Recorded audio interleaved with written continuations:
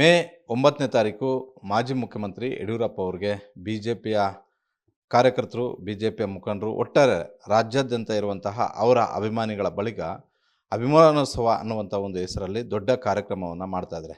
ಇದು ಒಂದು ಕಡೆ ಯಡಿಯೂರಪ್ಪ ಅವರು ಬಿಜೆಪಿಯ ಧ್ವಜ ಹಿಡಿದು, RSS ಧ್ವಜ ಹಿಡಿದು ಬಿಜೆಪಿಯನ್ನು ಕಟ್ಟಿ ರಾಜ್ಯದಲ್ಲಿ ಎರಡೆರಡು ಬಾರಿ ಬಿಜೆಪಿ ಅಧಿಕಾರಕ್ಕೆ ಬರೋದರಲ್ಲಿ ಕಾರಣಕರ್ತರು ಯಡಿಯೂರಪ್ಪ ಅವರು. ಇದನ್ನು ಎಲ್ಲರೂ ಕೂಡ ಒಪ್ತಾರೆ. ಈ ಸಂದರ್ಭದಲ್ಲಿ ಯಡಿಯೂರಪ್ಪ ಅವರ ರಾಜಕೀಯ ಜೀವನ 50 ವರ್ಷಗಳು ಕಂಪ್ಲೀಟ್ ಆಗಿದೆ. ಹೀಗಾಗಿ ಅವ್ರಿಗೆ ಅಭಿಮಾನವನ್ನು ಕೊಡಬೇಕು, ಅಭಿಮಾನೋತ್ಸವ ಒಂದು ಹೆಸರಲ್ಲಿ ದೊಡ್ಡ ಕಾರ್ಯಕ್ರಮವನ್ನು ಮಾಡಬೇಕು ಅನ್ನುವಂಥ ಒಂದು ನಿರ್ಧಾರವನ್ನು ಮಾಡಿ ಇಡೀ ರಾಜ್ಯದ ಮುಖಂಡರುಗಳು, ಕಾರ್ಯಕರ್ತರು ಸೇರಿ ಈ ಸಮಾವೇಶವನ್ನು ಮಾಡ್ತಾಯಿದ್ದಾರೆ. ಹಾಗಾದರೆ ಈ ಸಮಾವೇಶದ ಬಗ್ಗೆ ಮುಖಂಡರುಗಳು ಏನು ಹೇಳ್ತಾರೆ, ಜೊತೆಗೆ ಅವರನ್ನು ಹತ್ತಿರದಿಂದ ನೋಡಿದಂಥವ್ರು ಏನು ಹೇಳ್ತಾರೆ, ಈಗ ಸ್ವತಃ ನನಗೂ ಕೂಡ ತೀರಾ ಆತ್ಮೀಯರು, ಜೊತೆಗೆ ಮಾಜಿ ಮುಖ್ಯಮಂತ್ರಿ ಯಡಿಯೂರಪ್ಪ ಅವರಾಗಿರ್ಬೋದು, ಅವರ ಕುಟುಂಬದ ಜೊತೆ ಭಾಳಷ್ಟು ದಿನಗಳಿಂದ ಇರುವಂಥವ್ರು, ಭಾಳಷ್ಟು ವರ್ಷಗಳಿಂದ ನೇರವಾಗಿರುವಂಥವ್ರು, ಹೈಕೋರ್ಟ್ ಹಾಗೂ ಸುಪ್ರೀಂ ಕೋರ್ಟ್ನ ಹಿರಿಯ ವಕೀಲರಾದಂತಹ ಸಂದೀಪ್ ಪಾಟೀಲ್ ಅವರಿದ್ದಾರೆ. ಅವ್ರ ಜೊತೆನೇ ಮಾತನಾಡ್ತೀನಿ. ಅವ್ರು ಕಂಡಂತೆ ಯಡಿಯೂರಪ್ಪ ಅವರು ಹೇಗೆ ಅಂತ. ಸರ್, ಮಾಸ್ ಲೀಡರ್, ರಾಜ್ಯದಲ್ಲಿ ಬಿಜೆಪಿ ಅಧಿಕಾರಕ್ಕೆ ಬರೋದಕ್ಕೆ ಯಡಿಯೂರಪ್ಪ ಅವರ ನೇರ ಕಾರಣ. ತಾವು ಕಂಡಂತೆ ಯಡಿಯೂರಪ್ಪ ಅವ್ರ ಬಗ್ಗೆ ಹೇಳೋದಾದರೆ ಸರ್. ಒಬ್ಬ ರಾಜಕೀಯ ನಾಯಕ ಮಾಸ್ ಲೀಡರ್ ಆಗೋದಕ್ಕೆ ಬಹಳಷ್ಟು ಪರಿಶ್ರಮ ಇದೆ. ಯಾವುದೋ ಒಂದು ಜಾತಿಗೆ, ಯಾವುದೋ ಒಂದು ಧರ್ಮಕ್ಕೆ ಸೀಮಿತ ಆದರೆ ಮಾತ್ರ ಬರ್ತೀವಿ ಅನ್ನೋದು ಸುಳ್ಳು. ಮಾಸ್ ಲೀಡರ್ಶಿಪ್ ಯಾವಾಗ ಬರುತ್ತೆ ಒಬ್ಬ ಮನುಷ್ಯನಲ್ಲಿ ಅಂದರೆ, ಸಮಾಜದಲ್ಲಿರುವಂಥ ಹಲವಾರು ಸ್ತರಗಳಲ್ಲಿರುವಂಥ ಎಲ್ಲ ವ್ಯಕ್ತಿಗಳ ಜೊತೆಗೆ ಅವರ ನಂಬಿಕೆಯನ್ನು ಗಳಿಸಿದಾಗ, ಅವರ ಪರವಾಗಿ ನಿಂತಾಗ, ಅವರ ಪರವಾಗಿ ಹೋರಾಟ ಮಾಡಿದಾಗ ಆ ಮಾಸ್ ಲೀಡರ್ಶಿಪ್ ಅನ್ನೋದು ಒಬ್ಬ ಮನುಷ್ಯನಲ್ಲಿ ಉತ್ಪತ್ತಿಯಾಗುತ್ತೆ. ಅದಕ್ಕೆ ಮುಖ್ಯಮಂತ್ರಿನೇ ಆಗಬೇಕು ಅಂತೇನಿಲ್ಲ. ಯಡಿಯೂರಪ್ಪನವರು 4 ಬಾರಿ ಮುಖ್ಯಮಂತ್ರಿ ಆಗಿರ್ಬೋದು, ಆದರೆ ಅವರು ಮುಖ್ಯಮಂತ್ರಿ ಇಲ್ಲ ಅಂದರೂ ಕೂಡ ಜನರ ಮನಸ್ಸಿನಲ್ಲಿ ಅವರೊಬ್ಬ ಮಾಸ್ ಲೀಡರ್ ಆಗಿ ಹೊರಹೊಮ್ಮಿದ್ದಾರೆ ಅಂತ ನನ್ನ ಅಭಿಪ್ರಾಯ. ಎರಡನೇದು, ನನ್ನ ಒಡನಾಟ ಅವ್ರ ಜೊತೆಗೆ 2010ರಿಂದ ಅಂತ ಅನ್ಕೋಬೋದು. 2010 ಡಿಸೆಂಬರಿಂದ ಅಂತಲೇ ಅನ್ಕೋಬೋದು. ಅವ್ರ ಮೇಲೆ ಪ್ರಪ್ರಥಮ ಬಾರಿಗೆ ಅವರು CM ಇದ್ದಾಗ ಒಂದು ರೀತಿಯಲ್ಲಿ ಹಲವಾರು ಕಂಪ್ಲೇಂಟ್ಗಳನ್ನು ಫೈಲ್ ಆಗಿ ಶುರು ಆದವು. ಆ ಸಂದರ್ಭದಲ್ಲಿ ನನ್ನ ಹಿರಿಯರು, ವೃತ್ತಿಯಲ್ಲಿ ಹಿರಿಯರಾದ ಅಶೋಕ್ ಹಾರ್ನಳ್ಳಿ ಅವರ ನೇತೃತ್ವದಲ್ಲಿ ಒಂದು ತಂಡವನ್ನು ರಚಿಸಿ ನಾನು ಆ ಕೇಸ್ಗಳನ್ನು ಸಮೀಪದಲ್ಲಿ ನೋಡ್ಕೊತಾ ಇದ್ದಂಥವನು. ಈ ವಿಚಾರ ಯಾಕೆ ನಾನು ಹಂಚ್ಕೊತಾ ಇದ್ದೀನಿ ಅಂದರೆ, ನಾನು ನೋಡ್ದಂಗೆ ಆ ಕೇಸನ್ನು ಹಾಕ್ಸೋದಕ್ಕೆ ಇನ್ನೊಬ್ಬ ರಾಜಕೀಯ ಮುಖಂಡರು ಭಾಳ ಅದರ ಹಿಂದಿದ್ದರು ಅನ್ನೋದು ನಾವು ಎಲ್ಲರಿಗೂ ಗೊತ್ತಿರೋಂಥ ವಿಚಾರ. ಆದರೆ ಅವರು 2ನೇ ಬಾರಿ ಮುಖ್ಯಮಂತ್ರಿ ಆದಾಗ ಯಡಿಯೂರಪ್ಪನವರು ಯಾರು ಕೇಸ್ ಹಾಕಿದ್ರಲ್ಲ ಮುಖಂಡರು, ಅವರದ್ದು ಯಾವುದೇ ಕೆಲಸಗಳು ಮುಖ್ಯಮಂತ್ರಿ ಇದಕ್ಕೆ ಬಂದಾಗ ನಾವು ಯಾರು ಅದು ಹೆಂಗೆ ಮಾಡೋಕ್ಕೆ ಸಾಧ್ಯ, ಅವರೇ ನಮ್ಮ ಮೇಲೆ ಕೇಸ್ ಹಾಕಿದವರು ಅಂದರೂ ಕೂಡ ಒಬ್ಬ ಮನುಷ್ಯನಲ್ಲಿ ಮ್ಯಾಗ್ನಾನಿಮಿಟಿ ಎಷ್ಟಿರುತ್ತೆ ಅಂದರೆ ಅದೇ ಬೇರೆ. ಅವ್ರು ಎಷ್ಟೇ ಕೇಸ್ ಹಾಕಿದ್ರು ಕೂಡ ಇವತ್ತು ನನ್ನ ಸಹಾಯ ಬಯಸಿ ಬಂದಿರೋದ್ರಿಂದ ನಾವು ಅವ್ರ ಪರವಾಗಿ ಈ ಕೆಲಸ ಮಾಡಿಕೊಡ್ಬೇಕು ಅನ್ನುವಂಥ ಚಿಂತನೆ ಒಬ್ಬ ಮನುಷ್ಯನಲ್ಲಿ ಇದ್ದಿದ್ದಕ್ಕೆ ಅವರು ಮಾಸ್ ಲೀಡರ್ ಆಗಿ ಹೊರಹೊಮ್ಮಿದ್ರು ಅಂತ ನನ್ನ ಅಭಿಪ್ರಾಯ. ಮತ್ತು ತಾವು 2010ರಲ್ಲಿ ಅವರ ಸಂಪರ್ಕಕ್ಕೆ ಬಂದರು. ಯಡಿಯೂರಪ್ಪ ಅವರನ್ನು ಅದಾದ ಬಳಿಕ ಭಾಳಷ್ಟು ಹತ್ತಿರದಿಂದ ನೋಡಿದ್ರಿ.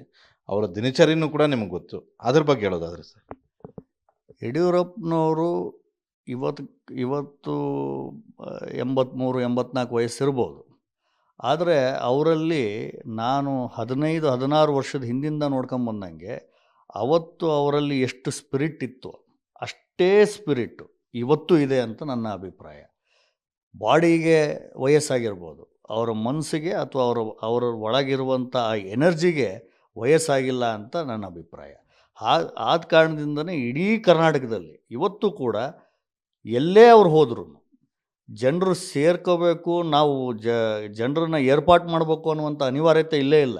ಯಡಿಯೂರಪ್ಪನವ್ರು ಎಲ್ಲಿ ಹೋಗ್ತಾರೆ ಜನ ಆಟೋಮೆಟಿಕ್ಕಾಗಿ ಸೆಳೆತಕ್ಕೆ ಒಳಗಾಗಿ ಅಲ್ಲಿ ಬರ್ತಾರೆ ಅಂತ ನನ್ನ ಅಭಿಪ್ರಾಯ. ಸರ್, ಯಡಿಯೂರಪ್ಪ ಅವರು ನೀವು 2010ರಲ್ಲಿ ಅವರ ಸಂಪರ್ಕಕ್ಕೆ ಬಂದ ಮೇಲೆ ಸರ್, ಯಡಿಯೂರಪ್ಪ ಅವ್ರಿಗೆ ಬಹುತೇಕ ಒಂದು 70 ವರ್ಷ ದಾಟಿತ್ತು, 70-75 ವರ್ಷ ಆ ರೀತಿಯಲ್ಲಿತ್ತು. ತಮಗೂ ಭಾಳ ಮಧ್ಯ ವಯಸ್ಸು. ಕೆಲವ್ರಿಗೆ ಏನಂತ ಹೇಳಿದ್ರೆ ನಮಗೆ ಎಲ್ಲವೂ ಗೊತ್ತಿದೆ ಅನ್ನೋ ಥರ ಆ್ಯಟಿಟ್ಯೂಡ್ ಇರುತ್ತೆ. ಸಹಜವಾಗಿ ವಯಸ್ಸಿನ ಮೇಲೆ ಅವ್ರಿಗೆ ಒಂದು ಎಕ್ಸ್ಪೀರಿಯೆನ್ಸು ಕೂಡ ಆಗಿರುತ್ತೆ. ತಾವೊಬ್ಬ ವಕೀಲರಾಗಿ ಅವ್ರಿಗೆ ಕೊಡ್ತಿದ್ದಂತಹ ಸಲಹೆಗಳ ಸಂದರ್ಭದಲ್ಲಿ ಅವರು ನಿಮ್ಮ ಜೊತೆ ಯಾವ ರೀತಿಯಾಗಿ ನಡ್ಕೊಳ್ತಾ ಇದ್ರು ಅಂತ. ಈ ವಿಚಾರದಲ್ಲಿ ನಾನು ಇಬ್ಬರನ್ನ ನಾನು ಭಾಳ ಹತ್ತಿರದಿಂದ ನೋಡಿದವನು. ಒಬ್ಬರು ಯಡಿಯೂರಪ್ಪನವರು ಅಫ್ಕೋರ್ಸ್, ಇನ್ನೊಬ್ಬರು ಎಸ್ ಎಂ ಕೃಷ್ಣವರು. ಅವ್ರದ್ದು ಹಲವಾರು ವ್ಯಾಜ್ಯಗಳಲ್ಲಿ ನಾನು ಪಾಲ್ಗೊಂಡಿದ್ದೆ. ಇವರಿಬ್ಬರಲ್ಲಿ ಮಾತ್ರ ನಾನು ವಿಶೇಷತೆ ಏನು ಕಂಡೆ ಅಂದರೆ, ನಾವು ಸಮಾಜದಲ್ಲಿ ಎಷ್ಟೇ ಅತ್ಯಂತ ದೊಡ್ಡ ವ್ಯಕ್ತಿ ಇದ್ದರೂ ಕೂಡ ಪ್ರೊಫೆಷ್ನಲಿ ಆಗಿ ಒಬ್ಬ ವ್ಯಕ್ತಿ ನಮ್ಮ ಪರವಾಗಿ ಬಂದಿದ್ದಾನೆ ಅಂದರೆ ಆ ಫೀಲ್ಡಲ್ಲಿ ಅವನಿಗಿರುವ ಜ್ಞಾನವನ್ನು ಅವ್ರು ಅರ್ಥ ಮಾಡಿಕೊಂಡು ಯಾವ ಕಾರಣಕ್ಕೂ ನನಗೆ ಒಂದೇ ಒಂದು ದಿವಸ ಕೂಡ ನಾನು ಸಣ್ಣವನು, ಅವರು ದೊಡ್ಡವರು ಅನ್ನುವಂಥ ಅಭಿಪ್ರಾಯ ನನ್ನಲ್ಲಿ ಬರದೇ ನೋಡ್ಕೊಂಡಿರುವಂಥ ಇಬ್ಬರು ನಾಯಕರು ಯಾರು ಅಂದರೆ, ಒಬ್ಬರು ಎಸ್ ಎಂ ಕೃಷ್ಣ ಅವರು ಹಾಗೂ ಯಡಿಯೂರಪ್ಪನವರು. ನಾವು ಹೇಳೋದು ಎಲ್ಲ ಸಲಹೆಗಳನ್ನು ಅಷ್ಟೇ ಕೂಲಂಕುಷವಾಗಿ ಯೋಚನೆ ಮಾಡಿ ಅದನ್ನು ಸ್ವೀಕರಿಸಿ, ನೀವು ಯಾವ ದಾರಿ ಸರಿ ಅಂತೀರೋ ಆ ದಾರಿಲಿ ಹೋಗೋಣ ಅಂತ ಅನ್ನುವಂಥ ಅಭಿಪ್ರಾಯ ಕೊಡ್ತಾಯಿದ್ರು ಹೊರತು, ನಾನೇನು ಹೇಳ್ತೀನಿ ಆ ಥರ ನೀವು ಮಾಡಿ ಅಂತ ಎಂದೂ ಅವರು ಆ ಥರ ನಡ್ಕೊಂಡಿಲ್ಲ ಅನ್ನೋದು ನಾನು ಸ್ಪಷ್ಟವಾಗಿ ಹೇಳಬಲ್ಲೆ. ಮತ್ತು ಯಡಿಯೂರಪ್ಪ ಅವರು ಹೋದಾಗ ಎಲ್ಲೇ ಹೋಗಲಿ, ರಾಜ್ಯದ 224 ಕ್ಷೇತ್ರಗಳಲ್ಲಿ ಯಾವುದೇ ಕ್ಷೇತ್ರಕ್ಕೆ ಹೋದಾಗಲೂ ಕೂಡ ಜನ ಸೇರ್ತಾರೆ. ಅದು ಜನ ಸೇರೋದಷ್ಟೇ ಅಲ್ಲ, ಅದು ಬರುವಂತಹ ಚುನಾವಣೆಗಳಲ್ಲಿ ವೋಟಾಗಿ ಕನ್ವರ್ಟ್ ಆಗುತ್ತೆ. ಅದನ್ನು ನಾವು 2008ರ ವಿಧಾನಸಭಾ ಚುನಾವಣೆಯಲ್ಲೂ ನೋಡಿದ್ವಿ. ಅದಾದ ಬಳಿಕ ಬಂದಂತಹ ಯಡಿಯೂರಪ್ಪ ಅವರು ಇಲ್ಲದೇ ಇದ್ದಾಗ BJP ಯಾವ ಮಟ್ಟಕ್ಕೆ ಬಂದಂತ ನೋಡಿದ್ವಿ. ಯಡಿಯೂರಪ್ಪ ಅವರು ಮತ್ತೆ BJPಗೆ ಬಂದ ಮೇಲೆ 2019ರಲ್ಲಿ ಅವರ ನೇತೃತ್ವದಲ್ಲಿ 2018ರಲ್ಲಿ ಅವರು ರಾಜ್ಯಾಧ್ಯಕ್ಷರಾಗಿ ಪಕ್ಷವನ್ನು ಕಟ್ಟಿ ಇಡೀ ರಾಜ್ಯಾದ್ಯಂತ ಸುತ್ತಾಟ ಮಾಡಿ ಪಕ್ಷವನ್ನು ಅಧಿಕಾರಕ್ಕೆ ತರೋದರಲ್ಲಿ ಯಡಿಯೂರಪ್ಪ ಅವರ ಪಾತ್ರ ಭಾಳಷ್ಟು ದೊಡ್ಡ ಮಟ್ಟದಲ್ಲಿತ್ತು. ಬಹಳಷ್ಟು ಜನ ನಾಯಕರುಗಳಿದ್ದಾರೆ, ಬಹಳಷ್ಟು ಜನ ಮುಖಂಡರುಗಳು ಕೂಡ ಇದ್ದಾರೆ. ಆದರೆ ಯಡಿಯೂರಪ್ಪ ಅವ್ರಿಗಿದ್ದಷ್ಟು ಶಕ್ತಿ BJPಯಲ್ಲಿ ಬೇರೊಬ್ಬರಿಗೆ ಯಾರಿಗೂ ಕೂಡ ಇರಲಿಲ್ಲ. ಈ ಬಗ್ಗೆ ಹೇಳೋದಾದರೆ, ನಾನು ಆಗಲೇ ಹೇಳ್ದಂಗೆ ಮಾಸ್ ಲೀಡರ್ಶಿಪ್ ಅನ್ನೋದು ಅವರ ನಡವಳಿಕೆ, ಅವರ ಹೋರಾಟ ಹಾಗೂ ಜನರ ಮನಸ್ಸನ್ನು ಗೆಲ್ತ್ಕೊಡುವಂಥ ಆ ಶಕ್ತಿ ಕೆಲವು ಜನಕ್ಕಿರುತ್ತೆ. ನಾನು ಒಬ್ಬ ವಕೀಲನಾಗಿ, ಪ್ರಜ್ಞಾವಂತ ಮತದಾರನಾಗಿ ನೋಡಿದ್ರೆ, elections are always one on emotions. ಯಾರು ಎಮೋಷ್ನಲಿ ಕನೆಕ್ಟ್ ಆಗ್ತಾರೋ ಜನರ ಜೊತೆಗೆ, ಜನ ಅವ್ರ ಜೊತೆಗೆ ಹೋಗುವಂಥದ್ದು ಸಾಮಾನ್ಯ. ಯಾಕೆಂದರೆ ಒಬ್ಬ ಮನುಷ್ಯನಲ್ಲಿ ಭಾವನೆಗಳಿದ್ದಾಗ ಅವನ ಸ್ಪಂದನೆ ಜನಕ್ಕೆ ಜಾಸ್ತಿ ಇರುತ್ತೆ ಅನ್ನೋದು ಅದು ಆಟೋಮೆಟಿಕ್. ಅದು ಭಾವನೆ ಇದ್ದಾಗ ಕನೆಕ್ಷನ್ ಬರುತ್ತೆ.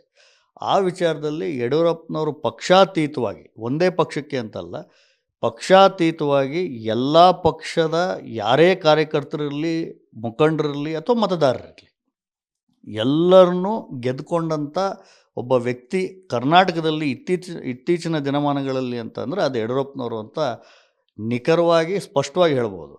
ಲಿಂಗಾಯತರು ಎಲ್ಲ ಸೇರಿ ಯಡಿಯೂರಪ್ಪನವ್ರ ಪರವಾಗಿ ಎಲ್ಲ ಲಿಂಗಾಯತರು ಇದ್ದಾರೆ, ಅವರು ಲಿಂಗಾಯತ ಲೀಡರ್ ಅಂತ ಅಂದರೆ ಅದು ಎಷ್ಟು ನಿಜನೋ, ಆದರೆ ಅವರು ಲಿಂಗಾಯತ ಲೀಡರ್ ಅಷ್ಟೇ ಅಲ್ಲ ಅನ್ನೋದು ಕೂಡ ಅಷ್ಟೇ ನಿಜ. ನನ್ನ ದೃಷ್ಟಿಯಲ್ಲಿ ಅವರ ಎಲ್ಲ ಸಮಾಜದವ್ರಿಗೂ, ಮುಸ್ಲಿಂ ಬಾಂಧವರಿಗೂ ಕೂಡ, ಈಗ ಸಹಜವಾಗಿ ಅವರು BJPಲಿರೋದ್ರಿಂದ ಒಂದು ಗುಮಾನಿ, BJP ಅವರು ಹಿಂದುತ್ವ ಪಾರ್ಟಿ, ಅವರು ಮುಸ್ಲಿಂ ವಿರೋಧಿಗಳು ಅನ್ನೋದು ಯಾವುದೇ ಹಣೆಪಟ್ಟಿ ಯಡಿಯೂರಪ್ಪನವ್ರಿಗೆ ಎಂದೂ ತಗಲಿಲ್ಲ.